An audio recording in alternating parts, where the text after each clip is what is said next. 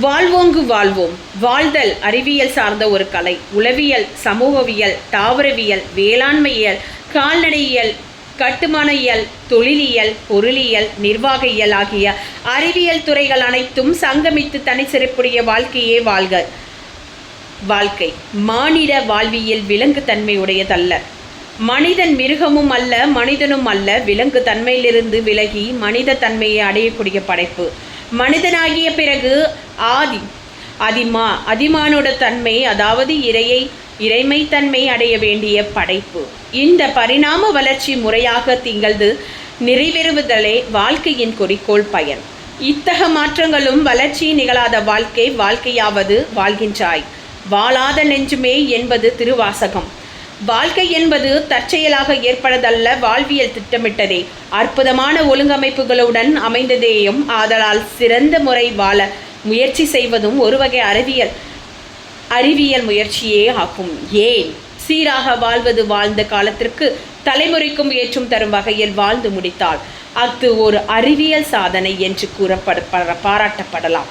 வாழ்க்கை என்பது பல்வேறு பொறிகளை கொண்ட புலன்களால் அமைந்த உடலை கருவியாக்கி கொண்டு வாழப் பெறுகிறது, இயக்க பெறுகிறது. உடம்பின் இயக்க ஆற்றலின் பாதுகாப்பு வாழ்க்கைக்கு இன்றியமையாதது.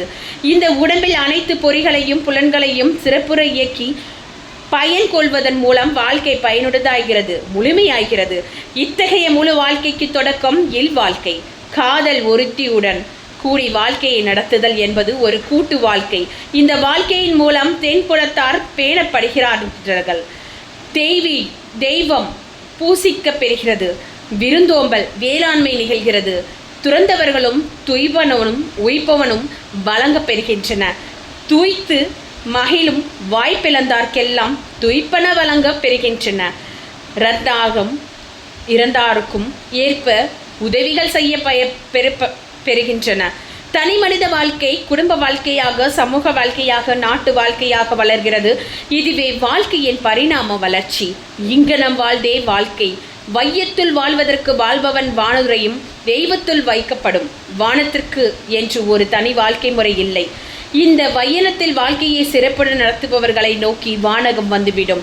வானத்தை இந்த மண்ணிலேயே காணலாம். இங்கேயே இந்த மண்ணுலகிலேயே அமர வாழ்வு வாழலாம். வாழ்வாங்கு வாழ்வதன் மூலம் மட்டுமே அமர வாழ்வு கிட்டும்.